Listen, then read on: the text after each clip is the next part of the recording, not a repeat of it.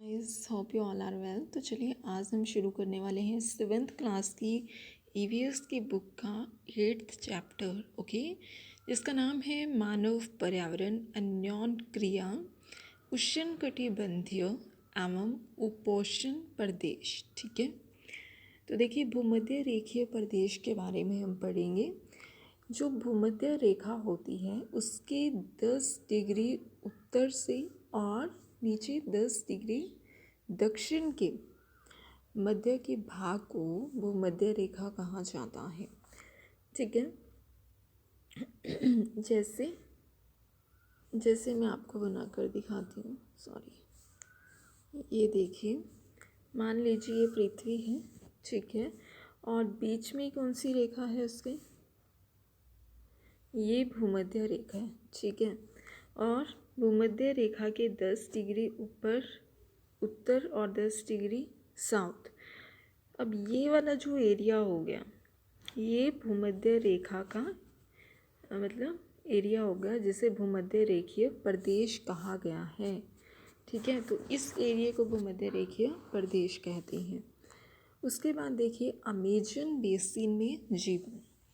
उष्णकटिबंधीय प्रदेश कर्क रेखा और मकर रेखा के मध्य स्थित है। अमेजन नदी इसी प्रदेश से होकर बहती है। अमेजन नदी में बहुत सारी सहायक नदियाँ मिलकर अमेजन बेसिन का निर्माण करती हैं। ठीक है, तो अमेजन बेसिन कहाँ पर है?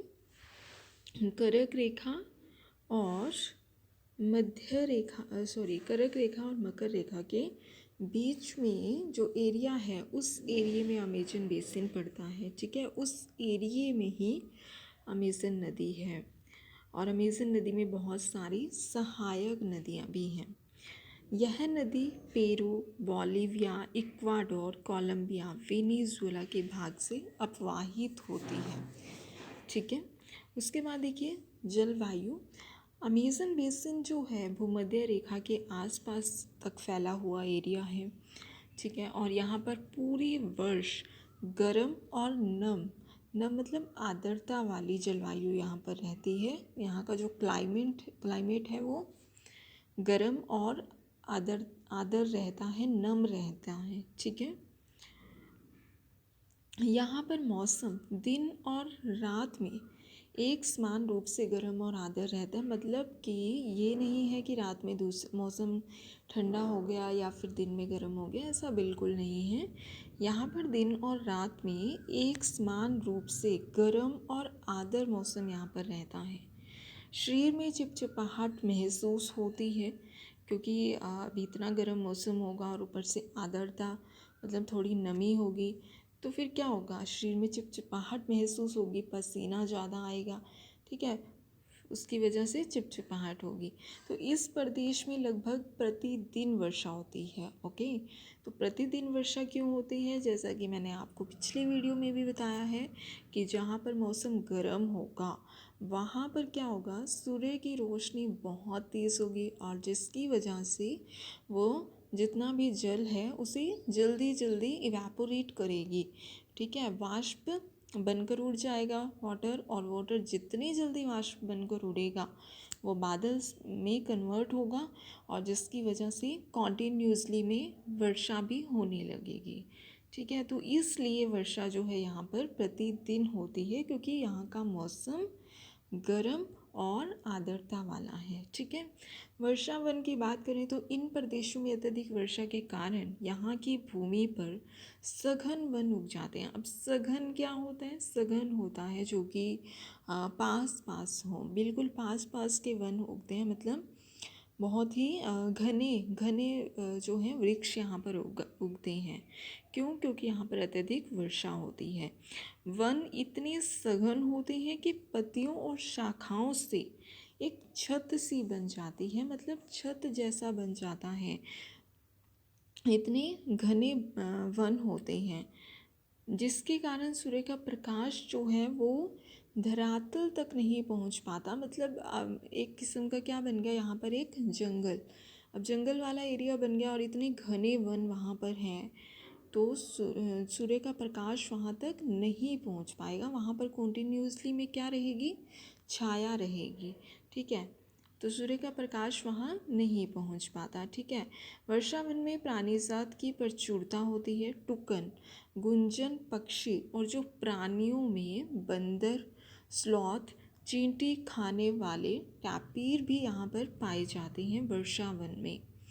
जहाँ पर वर्षा की वजह से वन उग रहे हैं उस जगह पे टुकन, गुंजन पक्षी और बंदर टाइप के इस तरह के एनिमल्स यहाँ पर मिलेंगे। ठीक है, इसके अलावा सांप, अजगर, एनाकोंडा और बोआ आदि यहाँ पर पाए जाते हैं।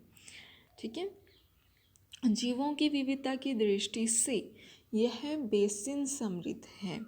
ये बेसिन समृद्ध है मतलब पावरफुल है, मतलब मजबूत है। ठीक है, और जीवों की विविधता का मतलब होता है कि यहाँ पर जो जीव हैं, जो प्राणी हैं, एनिमल्स, बर्ड्स, सब टाइप के यहाँ पर जीव रहते हैं। जीवों के अलग अलग प्रकार के मतलब अलग अलग प्रकार के यहाँ पर जीव पाए जाते हैं और इसकी वजह से ये बेसिन जो है काफ़ी मतलब समृद्ध माना जाता है। ठीक है, वर्षा वन के निवासी की बात करें तो यहाँ के जो लोग हैं वो छोटे से क्षेत्र में वन के कुछ वृक्षों को काट कर अपने भोजन के लिए यहाँ पर फसल उगाने लगते हैं। और यहाँ के जो पुरुष हैं वो शिकार करते हैं, नदी में मछली पकड़ते हैं, लेकिन जो महिलाएं हैं वो फसलों का ध्यान रखती हैं। पुरुष क्या करेंगे, शिकार करने के लिए चले जाएंगे, मछली पकड़ेंगे। ठीक है, इस तरह अपना मतलब काम करेंगे और महिलाएं जो है अपने एरिया में रहकर अपनी फसल का ध्यान रखेंगी। ठीक है, और ये मुख्यतः टैपियोका, अनानास, शकरकंद उगाते हैं। और यहाँ पर जो है कर्तन व दहन कृषि पद्धति अपनाई गई है। कर्तन व दहन कृषि पद्धति का यूज़ यहाँ पर किया जाता है। इनका जो मुख्य आहार है, ठीक है, वो है मैनियॉक। मैनियॉक जो है इनका मुख्य आहार है, जिसे कसावा भी कहते हैं। ठीक है, दिस इज़ वेरी इम्पॉर्टेंट, मैनियॉक, और जिसे कसावा कहते हैं। तो मैनियॉक क्या होता है, मैनियॉक जो है एक फसल है। ठीक है, ये आलू की तरह की एक फसल होती है। जिस तरह आलू निकलता है ना, जड़ वाला हिस्सा उसका, तने वाला सॉरी, तो उसी तरह जो है मैनियॉक है। और ये प्रमुख फसल है केरल की, केरल में ये उगाई जाती है। और अगर देखा जाए तो पृथ्वी पर जो ये उष्ण कटिबंध वाला एरिया है, उपोष्ण कटिबंध वाला, उस एरिया में ये फसल उगाई जाती है। इसे कसावा कहते हैं और ये स्पेशली इनका आहार है। तो ये लोग इसकी सब्जी बनाते हैं, मतलब ये फेमस आहार है इनका। ठीक है, तो वर्षा वन जो है वो अत्यधिक मात्रा में घरों के लिए लकड़ी प्रदान करते हैं। और यहाँ के जो लोग हैं वो पौराणिक तरीके से खेती करते हैं। पौराणिक मतलब पुराने तरीके से। 1970 में क्या था, ट्रांस अमेजन महामार्ग बनने से वर्षा वन के सभी भागों तक पहुँचना संभव हो गया। ट्रांस अमेजन महामार्ग बने, ठीक है, जिसकी वजह से क्या हुआ, वर्षा वन के सभी एरियाज़ तक पहुंचना पॉसिबल हो गया, क्योंकि बहुत सारे मार्ग बने, रास्ते बने 1970 में। और उसके बाद देखिए गंगा ब्रह्मपुत्र बेसिन, उसमें आप जीवन कैसे बिताते हैं। तो देखिए गंगा और ब्रह्मपुत्र की जो सहायक नदियां हैं वो मिलकर भारतीय उपमहाद्वीप में गंगा ब्रह्मपुत्र बेसिन का निर्माण करती हैं। और ये जो बेसिन है ये उपोष्ण में 10 डिग्री उत्तर से लेकर 30 डिग्री उत्तर तक अक्षांश के मध्य में स्थित है। और जैसे हमारे इंडिया में भी है गंगा ब्रह्मपुत्र बेसिन, ठीक है, जिसे डेल्टा कहा गया है। ये सुंदरवन जो डेल्टा है, ठीक है। उसके बाद देखिए घाघरा, सोन, चंबल, गंडक, कोसी सहायक नदियाँ इसमें अपवाहित होती हैं। ठीक है, इनके मैदान में पर्वत, गिरिपाद, डेल्टा एक बेसिन की मुख्य विशेषता है। मतलब यहाँ की जो जलवायु है वो है मानसूनी जलवायु है यहाँ पर। और बेसिन एरिया में विभिन्न प्रकार की स्थलाकृति होती है और जनसंख्या के वितरण में पर्यावरण की प्रमुख भूमिका यहाँ पर होती है। मैदानी क्षेत्रों में जनसंख्या घनत्व अधिक होता है। यहाँ के जो लोगों का मुख्य व्यवसाय है वो कृषि है। विभिन्न भू आकृतियों के अकॉर्डिंग वनस्पति में भी विभिन्नता पाई जाती है। ठीक है, क्योंकि यहाँ पर जो भूमि की आकृति है, यहाँ का जो एरिया है वो अलग है, इसलिए इसकी जो वनस्पति है उसमें भी अन्य प्लेसेस से अलग वनस्पति यहाँ पर पाई जाती है। और गंगा नदी के संरक्षण के लिए जो नमामि गंगे कार्यक्रम शुरू किया गया है। ठीक है, गंगा नदी के संरक्षण के लिए नमामि गंगे कार्यक्रम शुरू किया गया है। और 2 अक्टूबर 2014 को स्वच्छ भारत मिशन की शुरुआत की गई थी। 2 अक्टूबर 2014 को स्वच्छ भारत मिशन का शुभारंभ किया गया। ठीक है, स्वच्छ भारत मिशन। जून 2014 नमामि गंगे कार्यक्रम। और यहाँ पर एक प्रकार की डॉल्फिन पाई जाती है गंगा नदी में, जो कि एक अंधी मछली है। ठीक है, और उसका नाम है सुसु। तो सुसु जो है वो एक प्रकार की डॉल्फिन है जो कि अंधी मछली होती है और ये गंगा नदी में रहती है। उसके बाद है बेसिन। मुख्य नदी अपनी सहायक नदियों के साथ जिस क्षेत्र के पानी को बहाकर ले जाती है।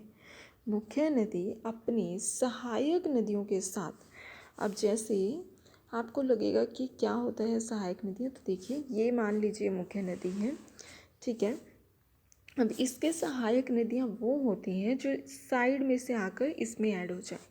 ठीक है, कहीं और से आ रही हैं और इसमें वो ऐड हो गई, तो इस तरह वो ऐड हो रही हैं। तो ये जो है ये क्या हो गई, इसके सहायक नदियाँ, ये वाली जो नदियाँ हैं ये इसके सहायक नदियाँ हो गई। और मेन जो नदी है, मुख्य नदी, वो ये है। ठीक है, अब इसमें जितनी भी नदियाँ ऐड हुई वो उसकी सहायक नदियाँ होती हैं। ठीक है, अब मुख्य नदी अपने सहायक नदियों के साथ जिस क्षेत्र के पानी को बहाकर ले जाती है वह उसका बेसिन जल संग्रह कहलाता है। ठीक है, वह उसका बेसिन जल संग्रह कहलाता है, ये होता है बेसिन। ठीक है, तो आज की वीडियो हमारी इतनी है, फिर मिलते हैं नेक्स्ट वीडियो के साथ। Bye bye guys, take care.